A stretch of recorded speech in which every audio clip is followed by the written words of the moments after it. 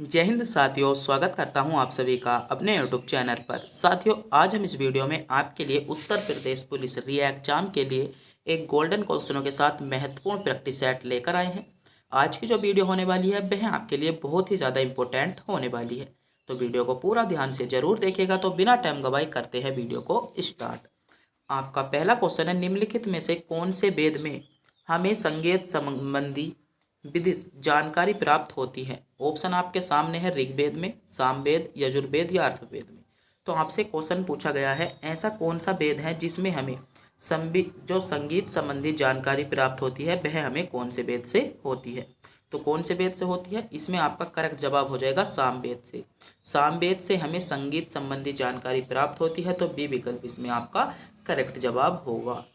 और जो इसमें सबसे बड़ा वेद कौन सा है? तो ऋग्वेद है, और सबसे पुराना वेद आपका ऋग्वेद को माना जाता है। अगला क्वेश्चन आपसे पूछा गया है, निम्नलिखित भारतीय राज्यों में से किस राज्य की लोकसभा में केवल एक सीट है? तो आपसे पूछा गया है, आपको बताना होगा निम्नलिखित में से जो आपको राज्य दिए गए हैं, त्रिपुरा, मिजोरम, मेघालय और क्या है आपका मणिपुर, इनमें से ऐसा कौन सा राज्य है जिनमें लोकसभा की केवल एक ही सीट आपके पास होगी? तो कौन सा राज्य है? आपका जो इसमें सही जवाब होगा, मिजोरम के पास मात्र आपकी एक सीट है, और बाकी जो आपके त्रिपुरा के पास भी लोकसभा की 2 सीटें हैं, और मणिपुर के पास भी 2 सीटें हैं, और मेघालय के पास भी 2 सीटें हैं। तो इसमें मिजोरम राज्य आपका ऐसा राज्य आता है जिसमें मात्र आपकी एक सीट हो जाती है। तो मेरे प्यारे दोस्तों, आज के सभी क्वेश्चन आपके लिए इंपॉर्टेंट क्वेश्चन होने वाले हैं, तो वीडियो को पूरा ध्यान से जरूर देखिएगा। और हमारे चैनल पर नए हो तो चैनल को सब्सक्राइब और वीडियो को भी लाइक जरूर कर दीजिएगा। अगला क्वेश्चन आपसे पूछा गया है, थाल घाट दर्रा निम्नलिखित में से किस पर्वत श्रेणी में स्थित है? ऑप्शन है पूर्व घाट पर, अरावली पर, पश्चिमी घाट पर या विंध्याचल।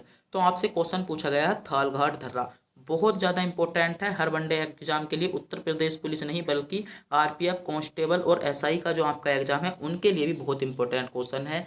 थाल घाट दर्रा निम्नलिखित में से किस पर्वत श्रेणी पर स्थित है? तो किस पर्वत श्रेणी पर स्थित हो जाएगा? तो आपका जो इसमें सही जवाब होगा, पश्चिमी घाट पर स्थित है, यानी बी विकल्प, सी विकल्प के साथ इसमें आपका सही जवाब होगा। और जो मुंबई और कोलकाता जो आपका रेलवे जोन है, जो आपका मुंबई से कोलकाता जो हाईवे है वह आपका पश्चिमी घाट यानी थाल घाट दर्रे से ही होकर जाता है। अगला क्वेश्चन आपसे पूछा गया है, राजा राम मोहन राय ने निम्नलिखित में से किसकी स्थापना की थी? ऑप्शन है ब्रह्म समाज की, आर्य समाज की, प्रार्थना समाज की या देव समाज की। तो आपसे क्वेश्चन में पूछा गया है राजा राम मोहन राय, तो बताइएगा राजा राम मोहन राय ने किस समाज की स्थापना की थी?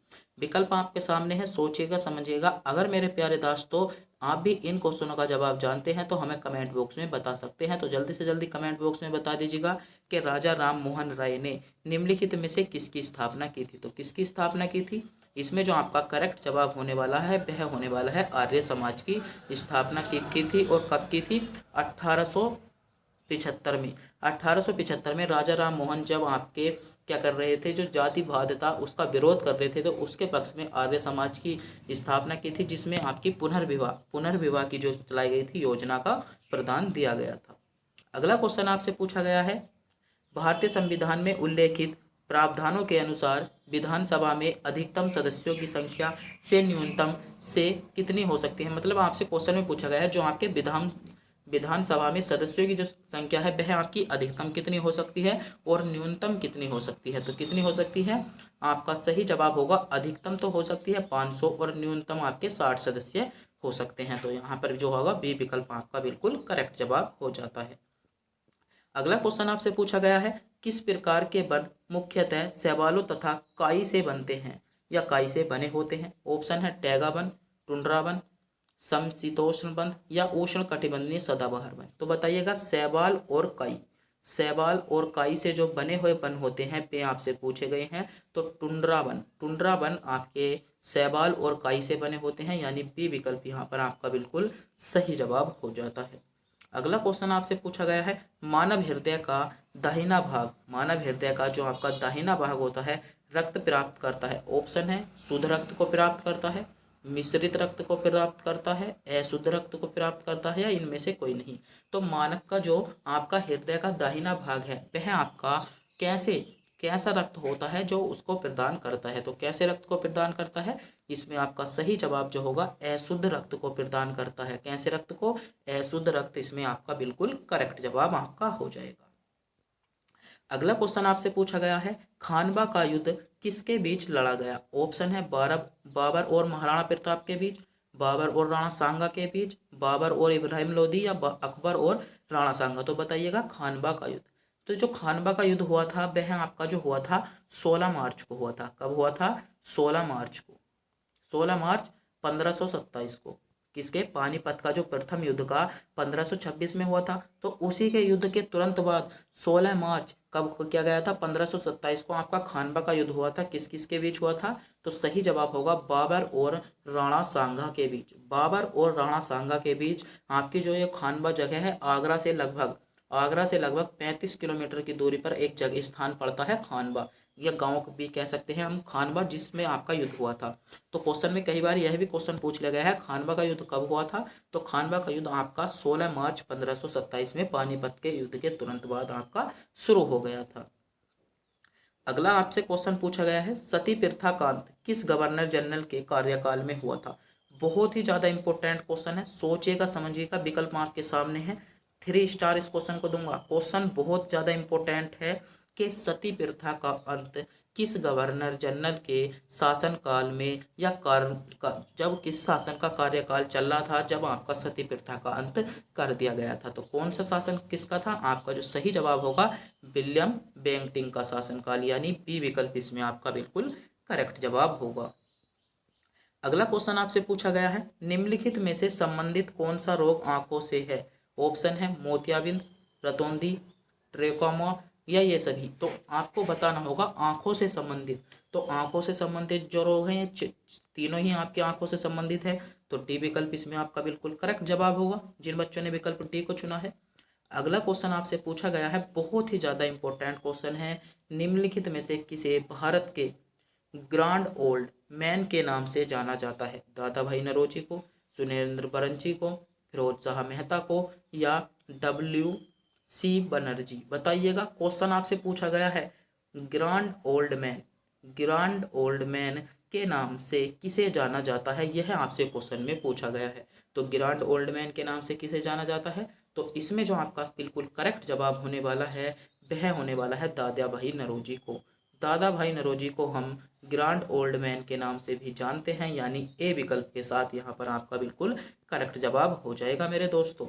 अगला क्वेश्चन आपसे पूछा गया है, विद्युत सेल में किस प्रकार की ऊर्जा निहित होती है? ऑप्शन है रासायनिक ऊर्जा, यांत्रिक ऊर्जा, विद्युत ऊर्जा, या स्थितिज ऊर्जा। तो जो आपके विद्युत सेल होते हैं, आपने देखा होगा जो आपकी बैटरी में विद्युत सेल पड़े होते हैं, या घड़ी में जो विद्युत सेल होता है उसमें किस प्रकार की ऊर्जा आपकी स्थित होती है? तो किस प्रकार की होती है? आपकी रासायनिक ऊर्जा उसमें आपकी निहित होती है। तो ए विकल्प आपका बिल्कुल करेक्ट जवाब होने वाला है। और कई बार ऊर्जाओं से संबंधित आपका ऐसे भी क्वेश्चन पूछा जा सकता है कि रासायनिक ऊर्जा को यांत्रिक ऊर्जा में कौन परिवर्तित करता है, या यांत्रिक ऊर्जा को विद्युत ऊर्जा में कौन परिवर्तित करता है, या विद्युत ऊर्जा को यांत्रिक ऊर्जा में कौन परिवर्तित करता है।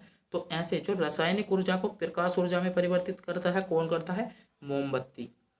जो आपकी मोमबत्ती होती हैं, जो आपके मोम होते हैं, वे आपकी रासायनिक ऊर्जा को प्रकाश ऊर्जा में परिवर्तित करती है। तो कई बार क्वेश्चन पूछा गया है रासायनिक ऊर्जा को प्रकाश ऊर्जा में परिवर्तित कौन करता है? तो मोम करता है।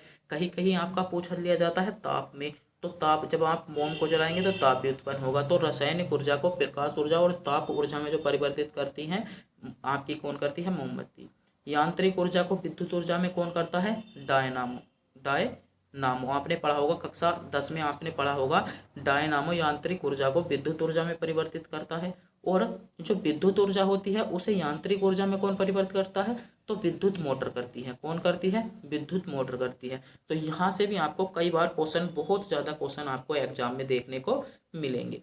अगला क्वेश्चन आपसे पूछा गया है, किसी कैदी को न्यायालय के समक्ष प्रस्तुत करवाने के लिए निम्नलिखित में से कौन सी रिट न्यायालय आदेश की आवश्यकता पड़ेगी? आपको कोई कैदी है और उसे आपको न्यायालय में प्रस्तुत कराना है, तो किस रिट की आपकी जरूरत पड़ेगी उसे न्यायालय में पेश कराने के लिए? तो कौन सी रिट हो जाएगी? आपका सही जवाब हो जाएगा बंदी प्रतिरक्षणी, यानी बंदी प्रतिरक्षण। सी विकल्प इसमें आपका सही जवाब होगा। अगला क्वेश्चन आपसे पूछा गया है वायुमंडल की वार्षिक तापमान वृद्धि को हम क्या कहते हैं या क्या कहते हैं। ऑप्शन है green house effect, global warming, ozone प्रभाव या इनमें से कोई नहीं। तो जो आपसे आपकी वायुमंडल की वार्षिक तापमान वृद्धि हो जाती है उसको हम क्या कहते हैं, तो उसको हम ग्लोबल वार्मिंग कहते हैं। यानी बी विकल्प की ओर जा रहे सभी बच्चों का जवाब मेरा करेक्ट जवाब हो जाता है। अगला क्वेश्चन पूछा गया है सापेक्षता का सिद्धांत किसने विकसित किया था। बहुत ज़्यादा क्वेश्चन पूछा जाता है, रेलवे ग्रुप डी और एनटीपीसी में क्वेश्चन आपसे पूछा जा सकता है। सापेक्षता का सिद्धांत, तो सापेक्षता का जो सिद्धांत दिया था वह आपका किसने दिया था, अल्बर्ट आइंस्टीन ने दिया था। यानी डी विकल्प इसमें आपका सही जवाब होगा। अगला क्वेश्चन क्या पूछा गया है, अगला क्वेश्चन पूछा गया है कर्मण मल्लेश्वरी किस खेल से संबंधित थी। तो किस खेल से संबंधित थी, तो ये जो आपके खेल से संबंधित थी वह आपकी थी भारोत्तोलन। यानी बी विकल्प आपका बिल्कुल करेक्ट जवाब होने वाला है। अगला क्वेश्चन पूछा गया है भारत के नियंत्रक एवं महालेखा परीक्षक की नियुक्ति कितने वर्षों के लिए की जाती है, बताइए। भारत के नियंत्रक एवं जो महालेखा परीक्षक होते हैं ये यानी CAG की जो नियुक्ति की जाती है वह आपकी 6 वर्षों के लिए की जाती है। कितने वर्ष, 6 वर्ष। तो यहाँ पर सी विकल्प आपका बिल्कुल करेक्ट जवाब हो जाएगा। अगले क्वेश्चन पर बढ़ते हैं। अगला क्वेश्चन आपसे पूछा गया है यूनेस्को का मुख्यालय कहाँ पर स्थित है। ऑप्शन है रोम में, बी पेरिस में, जिनेवा में या न्यूयॉर्क में, बताइएगा। यूनेस्को का मुख्यालय, तो यूनेस्को का जो आपका मुख्यालय है वह आपका कहाँ पर स्थित है, तो यूनेस्को का मुख्यालय आपका जेनेवा में स्थित है। यानी सी विकल्प यहाँ पर बिल्कुल आपका सही जवाब होगा। अगर मेरे प्यारे दोस्तों अगर आपने अभी तक हमारे चैनल को सब्सक्राइब नहीं किया है तो चैनल को सब्सक्राइब, वीडियो को लाइक जरूर कर दीजिएगा क्योंकि हम आपके लिए रोज इंपॉर्टेंट क्वेश्चन लेकर आते हैं। अगला क्वेश्चन आपसे पूछा गया है भारत की आकस्मिकता निहित का संरक्षण कौन है। ऑप्शन है प्रधानमंत्री, सर्वोच्च न्यायालय का मुख्य न्यायाधीश, राष्ट्रपति या वित्त मंत्री, बताइएगा। भारत की आकस्मिकता निधि का संरक्षण कौन है, तो कौन है, आपका करेक्ट जवाब होगा राष्ट्रपति। यानी सी विकल्प आपका सही जवाब होगा। तो वर्तमान में जो हमारे राष्ट्रपति हैं श्रीमती द्रौपदी मुर्मू, वे आपकी कौन से नंबर की राष्ट्रपति हैं, बताइएगा। यह क्वेश्चन हम आपको टेस्ट के रूप में देते हैं कि जो हमारे वर्तमान में राष्ट्रपति बनी हैं द्रौपदी मुर्मू जी, वे आपकी वर्तमान में कौन से नंबर की राष्ट्रपति बनी हैं, तो बता दीजिएगा। अगर मेरे प्यारे दोस्तों आप भी कमेंट में इसका क्वेश्चन का जवाब जानते हैं तो इस क्वेश्चन का जवाब आपको बताना होगा। अगला क्वेश्चन पूछा गया है हड़प्पा नीति किस गवर्नर से संबंधित थी। तो जो आपकी हड़प्पा नीति थी वह आपकी किससे संबंधित थी, तो डलहौजी से संबंधित थी। जो आपकी हड़प्पा नीति थी वह आपकी डलहौजी से संबंधित थी। यानी सी विकल्प इसमें आपका बिल्कुल करेक्ट जवाब होगा। अगला क्वेश्चन पूछा गया है ज्वालामुखी पर्वत माउंट सेंट हेलेना कहाँ पर स्थित है। बहुत ज़्यादा क्वेश्चन पूछा जाता है। ऑप्शन है संयुक्त राज्य अमेरिका में, अर्जेंटीना में, चिली में या फिलीपींस में। तो जो आपका मुख्य ज्वालामुखी पर्वत माउंट सेंट हेलेना जो आपका स्थित है वह आपका कहाँ पर स्थित हो जाएगा, तो इसमें जो होगा आपका संयुक्त राज्य अमेरिका में स्थित है। यानी ए विकल्प यहाँ पर आपका सही जवाब हो जाएगा। अगला क्वेश्चन पूछा गया है सोडियम बाइकार्बोनेट का साधारण नाम क्या है। जो आपका सोडियम बाइकार्बोनेट है उसका साधारण नाम आपसे पूछा गया है। ऑप्शन है खाने का सोडा या बेकिंग सोडा, कपड़ा धोने का पाउडर, प्लास्टर ऑफ पेरिस या उड़न राख, बताइएगा। सोडियम बाइकार्बोनेट का जो आपका साधारण नाम है वह आपका क्या हो जाएगा, तो खाने का सोडा या इसको हम बेकिंग सोडे के नाम से भी जान सकते हैं। किसे, सोडियम बाइकार्बोनेट को। इसका सूत्र क्या होता है, तो इसका सूत्र होता है आपका SaHCO क्या हो जाएगा 3, आपका क्या हो जाता है सोडियम बाइकार्बोनेट का सूत्र हो जाएगा। अगला क्वेश्चन आपसे पूछा गया है कनिष्क किस राजवंश से संबंधित था या किस राजवंश का शासक था। गुप्त वंश, मौर्य वंश, कुषाण वंश या पुष्यभूति वंश। इंपॉर्टेंट क्वेश्चन है ये, बताइएगा। कनिष्क किस वंश का संस्थापक था, तो किस वंश का संस्थापक था, आपका सही जवाब जो होगा कुषाण वंश का संस्थापक था। तो सी विकल्प के साथ यहाँ पर आपका बिल्कुल करेक्ट जवाब हो जाएगा। अगला क्वेश्चन पूछा गया है अशोक के अधिकांश शिलालेख किस लिपि में लिखे गए थे या किस लिपि में लिखे हुए मिले। ऑप्शन है पाली लिपि में, रोम में, ब्राह्मणी में या देवनागरी में? तो सोचिएगा, समझिएगा, क्वेश्चन पर विचार कीजिएगा, जज कीजिएगा और प्लीज़ कमेंट बॉक्स में ज़रूर बताइएगा अशोक के अधिकांश जो शिलालेख थे वे आपके किस लिपि में लिखे हुए मिले? तो किस लिपि में लिखे हुए मिले थे? आपका सही जवाब होगा ब्राह्मणी लिपि में अधिकांश शिलालेख लिखे हुए मिले, यानी डी सी विकल्प आपका सही जवाब है। अगला क्वेश्चन पूछा गया है, लद्दाख में पाए जाने वाला यूरेनियम का एक उदाहरण है। ऑप्शन है वास्तविक संसाधन का, निरपेक्ष संसाधन का, संभाव्य संसाधन का या भंडार संसाधन का? बताइएगा। जो आपके बहुत ज़्यादा क्वेश्चन पूछा जाता है, जो आपके लद्दाख में जो आपको यूरेनियम प्राप्त हुआ है वह आपका एक कैसा संसाधन है? तो कैसा संसाधन है? संभाव्य संसाधन है। तो सी विकल्प यहाँ पर आपका सही जवाब होगा। अगला क्वेश्चन आपसे पूछा गया है, दिन में समुद्र की ओर से स्थल की ओर जाने वाली पवनों को हम क्या कहते हैं? तो दिन में समुद्र की ओर से जो स्थल की ओर आपकी पवनें जाती हैं उन्हें हम सी ब्रिज कहते हैं, यानी ए विकल्प आपका सही जवाब होगा। अगला क्वेश्चन पूछा गया है, राज्य की विधायिका अंग से अप्रभावी है या अभिप्राय है? ऑप्शन है सर्वोच्च न्यायालय के न्यायाधीश का, कानून लागू करने के लिए उत्तरदायी नौकरशाह, नागरिक द्वारा सर्वोच्च प्रतिनिधि? तो यहाँ पर क्या होगा? सी विकल्प यहाँ पर आपका सही जवाब होगा। अगला क्वेश्चन पूछा गया है, निम्नलिखित में से कौन सी भूकंपीय तरंगे नहीं है? अनुदैर्ध्य तरंगे, पृष्ठीय तरंगे, पोताश्रय तरंगे या अनुप्रस्थ? तो यह कौन सी नहीं है? पोताश्रय तरंगे आपकी भूकंप तरंगे नहीं होती। अगला क्वेश्चन पूछा गया है, अर्थव्यवस्था के द्वितीय क्षेत्र के अंतर्गत सम्मिलित है। ऑप्शन है गैस, बिजली, लोहा इस्पात या ये सभी?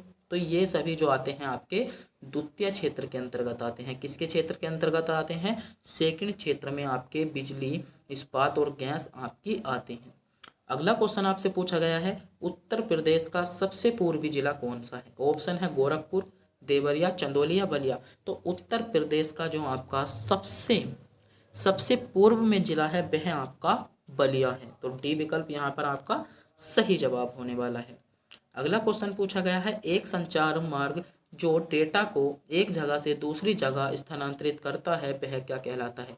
ऑप्शन है लिंक कहलाता है, नोड कहलाता है, मीडिया कहलाता है या टोपोलॉजी कहलाता है? बताइएगा। एक संचार जो मार्ग का डेटा एक जगह से दूसरी जगह पर पहुंचाता है उसके क्या कहते हैं? तो हम मीडिया कहते हैं, यानी सी विकल्प आपका सही जवाब होगा। अगला क्वेश्चन पूछा गया है, माई एक्सपेरिमेंट विद ट्रूथ के लेखक कौन है? बहुत ज़्यादा रचना पूछी जाती है, तो इसके जो आपके लेखक हैं वे आपके कौन है? क्वेश्चन में पूछा गया है। तो बताइएगा इसके लेखक आपके कौन हो जाएंगे? तो कौन है? महात्मा गांधी इसमें आपका सही जवाब हो जाता है, यानी डी विकल्प आपका करेक्ट जवाब होगा।